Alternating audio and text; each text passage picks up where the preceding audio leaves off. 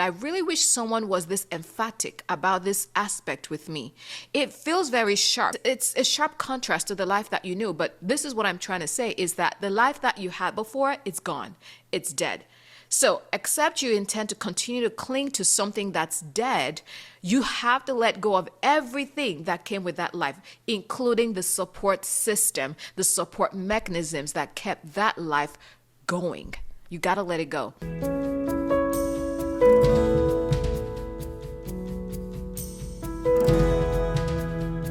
Hello there and welcome back to this channel. You are watching The Reset with Amy and my name is Amy. If you're new here, welcome. On this channel, I create content for women to recharge, repair, and refresh spiritually, mentally, and physically. So if that's content that you are interested in, go on and subscribe to the channel, grab the video, share it with someone in your network, share it on your social platforms, and let someone else be blessed. Today, I want to share this video that I think will be sort of short, but I think a lot of us as believers need this video. And I feel like this is something that I probably should have heard or maybe even paid more attention to earlier in my own walk with God, and it would have probably made my journey a little different, okay?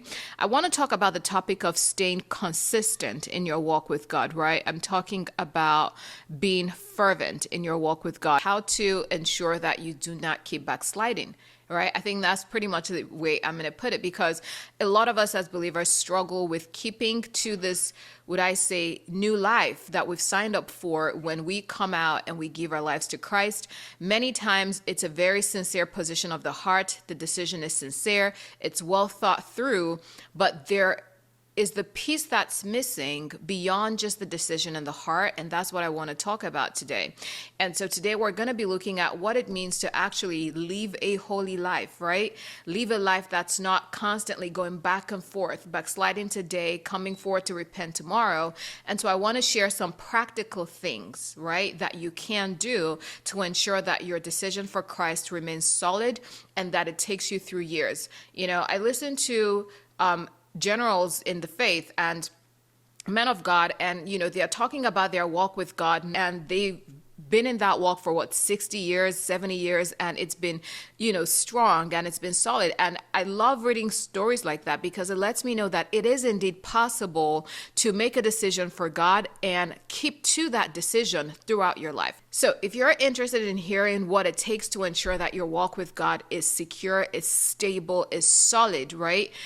Just make sure you keep watching, okay? So let's get into it. I think I'll be talking about 4 things specifically that you need to do when you give your life to Christ. The way that I describe this is this, and I don't want to get too deep into it because this video is supposed to be like a short video, but when I think about what it means to give your life to Christ, if you look at the scriptures that talk about, being a new creature and all things passing away and all things becoming new, the word that's used there for new is actually the word in Greek called kainos. And long story short, this is a new creature that actually never existed before.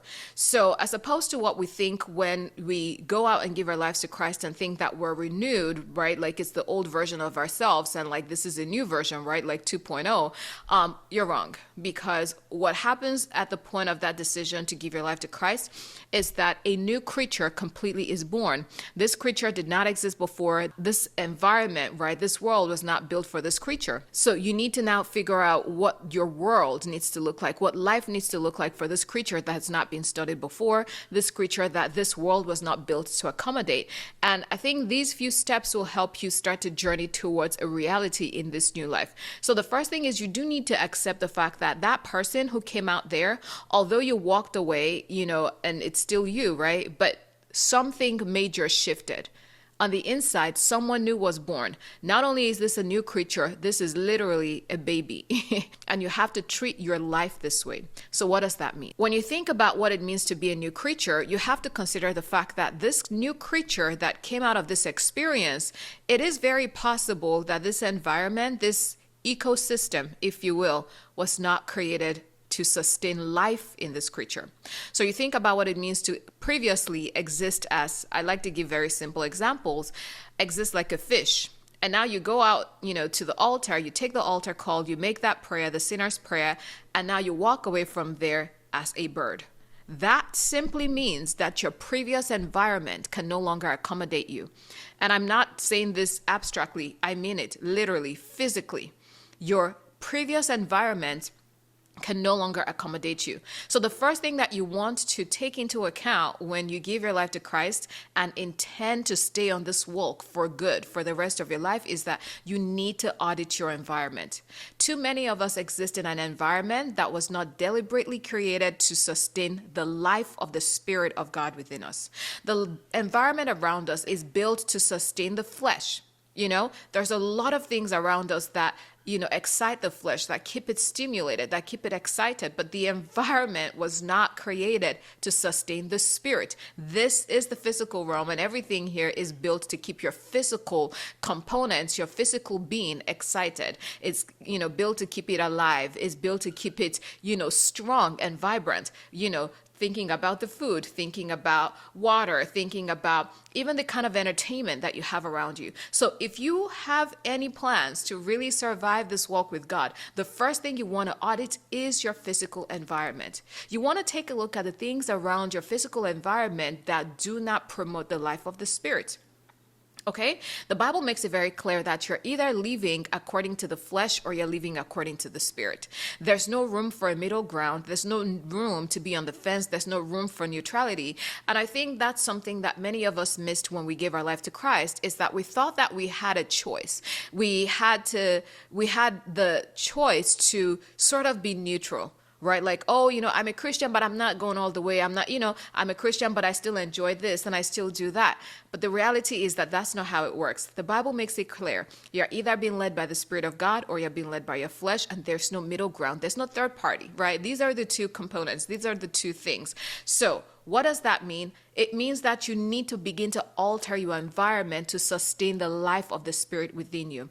So you need to take a look at literally the kinds of things that surround you, the music that surrounds you, the movies that surround you, the kind of places you go to. You want to take note of these things so that you can begin to make those changes. It seems very mechanical, but I tell you that until you implement these mechanical aspects that many of us try to avoid, you cannot successfully sustain the life of the Spirit. So one major lie that we keep telling ourselves, or that we've heard or told ourselves in the Christian faith, is that, it just everything is by the Spirit and all of that, in that you do nothing, right? This life just sustains itself. But you have to see that that is actually backward, because even in physical reality, a baby does not sustain itself. So you don't get a baby born into this world and be like, you don't have to do anything. It's just going to go by the Spirit. And the baby is just going to survive and grow, and you don't have to do anything.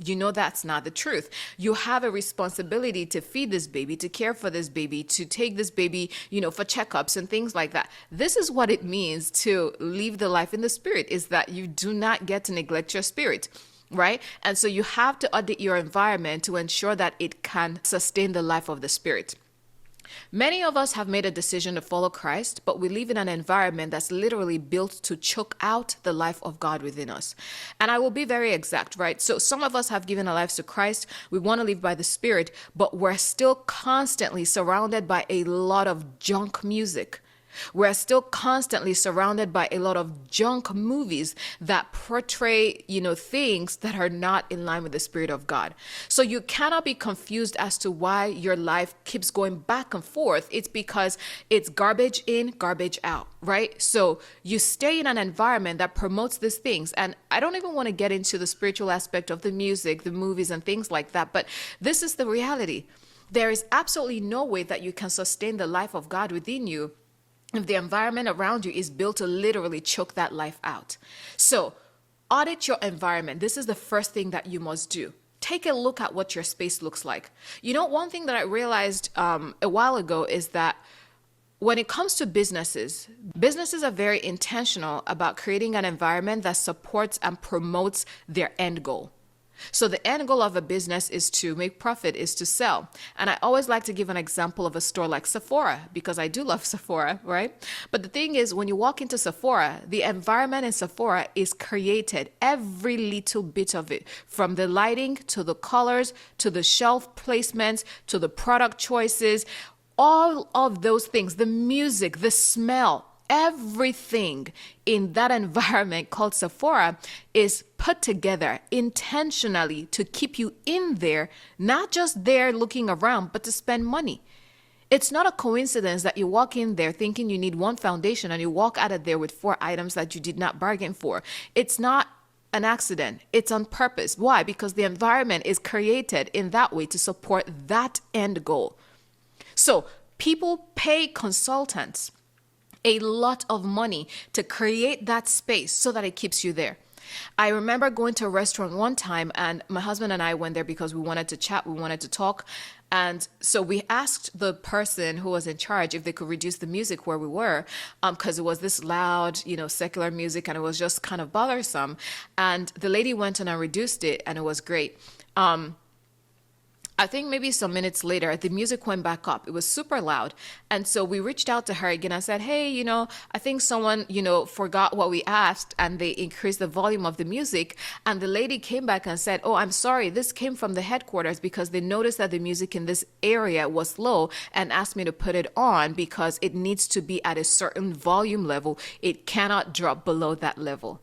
Do you understand why that is? It's because they need you to be in there excited, feeling happy, feeling light, feeling, just great, so that you keep spending money. So you go in there, you think you're going to get just an entree, and the next thing you're like, you know what, that starter looks good. I think I'll just have this, second appetizer, and maybe we'll just have dessert. What I'm saying here is that people in the world are intentional about curating an environment that supports the goal that they're building or the goal that they're looking to achieve. But one thing we do not do as believers, as Christians, is to do the same thing. We do not create an environment that supports our end goal, which is to stay consistent in our walk with God and live a holy life like we've been called to. So you need to take responsibility for this because no one is going to do it for you. And if you have not noticed, the world is built to literally run opposite of this life that's now in you. So you have to begin to create that environment. It begins with your music. It begins with your choice of movies, right? So I'm not saying you can never watch movies or whatever, but I'm saying begin to audit them.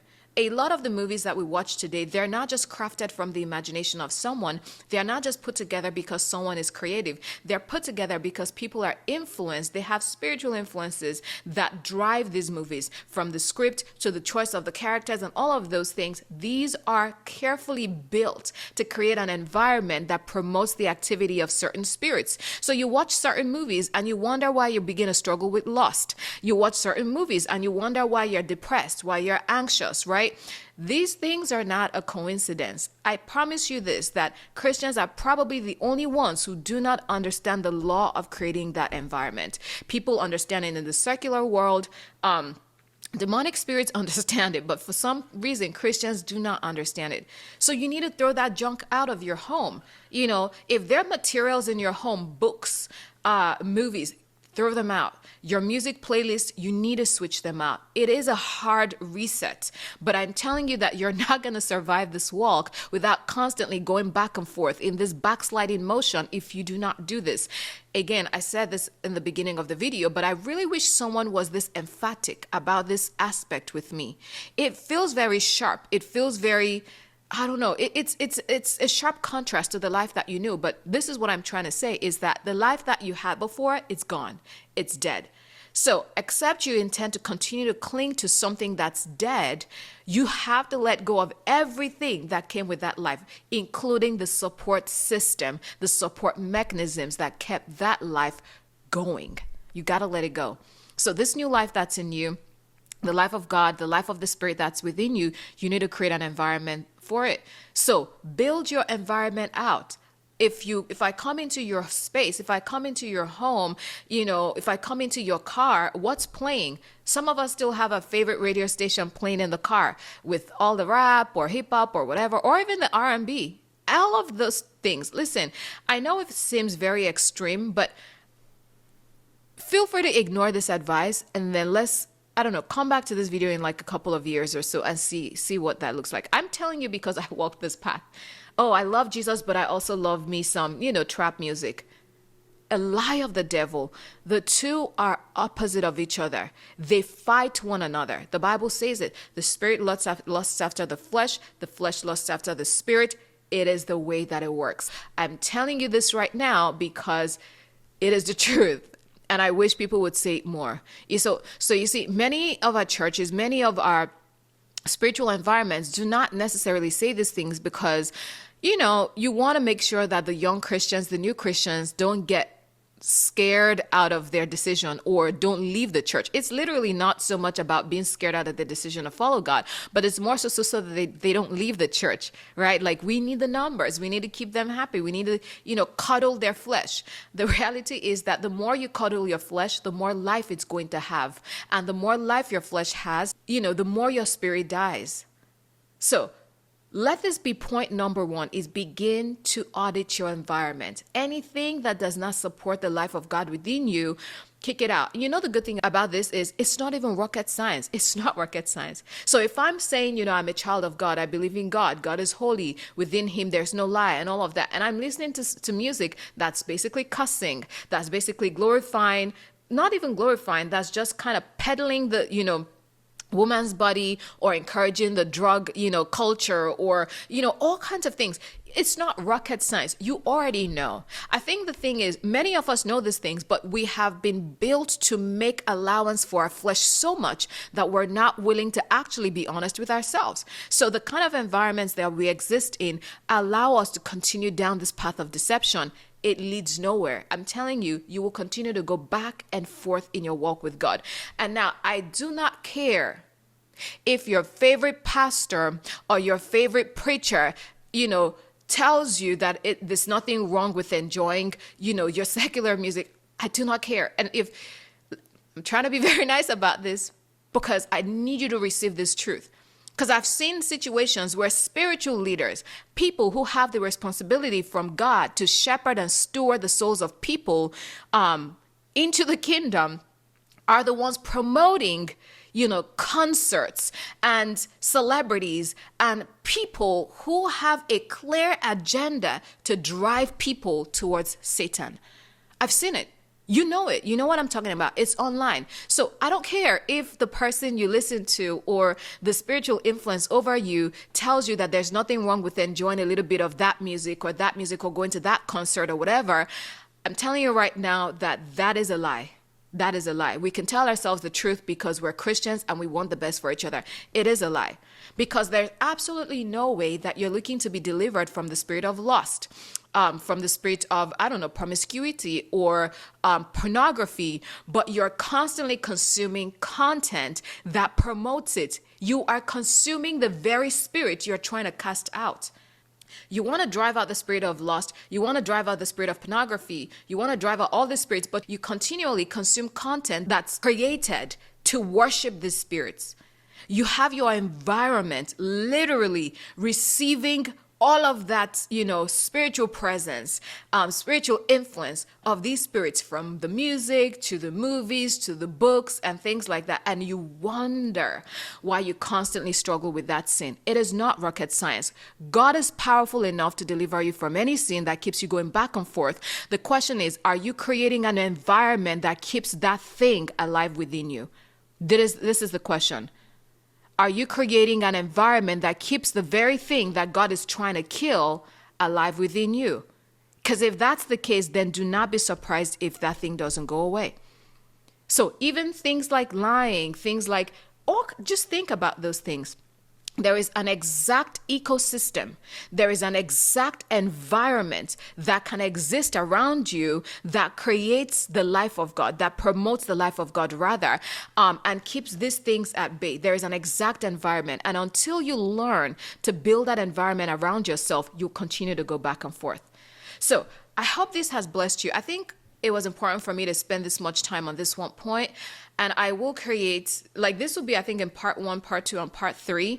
But we need to hear this in the body of Christ. No one is really telling us. People are creating an environment that supports babies, right? Oh, it's okay, love God, but you feel free to keep, spending each weekend in the club.